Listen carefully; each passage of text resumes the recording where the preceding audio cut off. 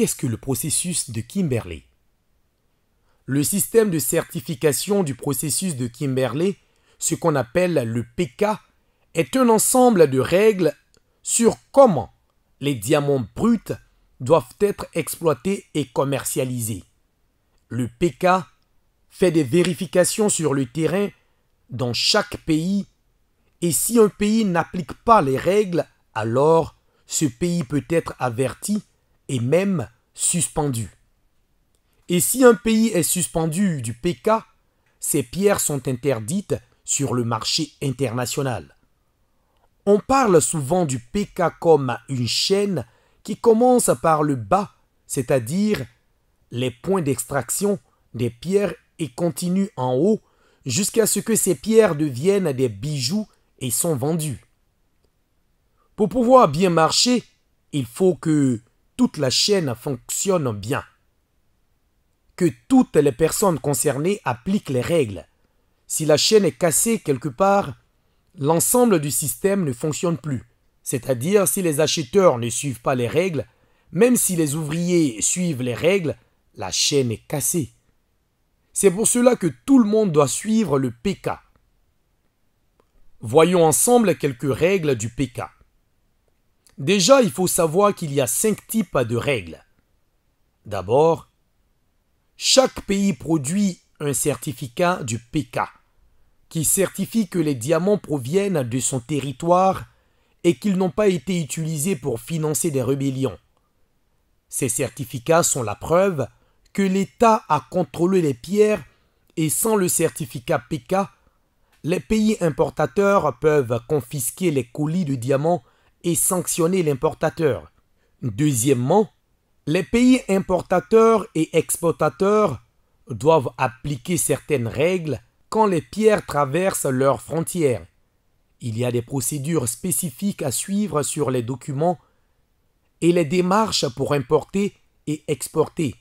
Par exemple, on doit trier entre les diamants de gemme et les diamants industriels et on doit expertiser, c'est-à-dire analyser les pierres.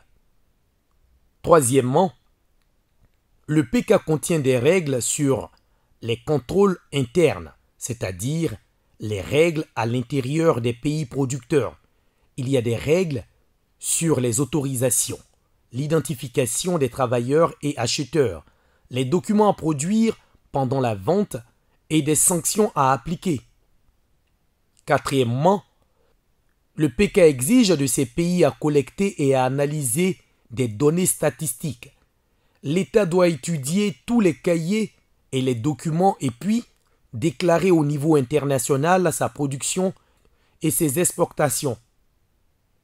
Le PK a une structure qui vérifie et analyse ces données car ça aide à détecter la fraude ou d'autres problèmes.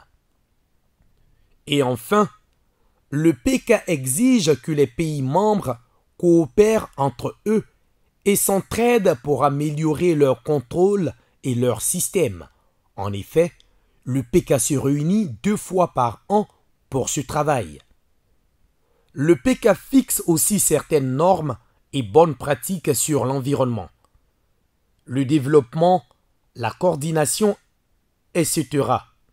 Par exemple, dans chaque pays, il faut que les opérateurs, l'État et la société civile collaborent ensemble pour partager les informations et améliorer le système. Il y a aussi des bonnes pratiques pour s'assurer que l'argent du diamant est bien utilisé pour investir dans les communautés. Le PK fournit aussi de l'aide à des pays qui ont des problèmes par le passé, en demandant à ses membres de financer des projets ou assistance technique. Appliquer le PK permet de garantir la paix et la protection du commerce du diamant duquel dépendent plusieurs familles, parfois des villages et villes entières partout dans le monde. Dans un pays où les personnes n'appliquent pas le PK, la vente des diamants est interdite sur le marché international. Le PK aide aussi à ce que l'argent du diamant contribue au développement économique et social. Comme dans certaines villes et villages, où grâce à l'argent du diamant, on a pu construire des bâtiments et infrastructures. Mais comment faire pour bien appliquer le PK? Pour bien appliquer le PK, il y a des règles à savoir et que chacun doit suivre.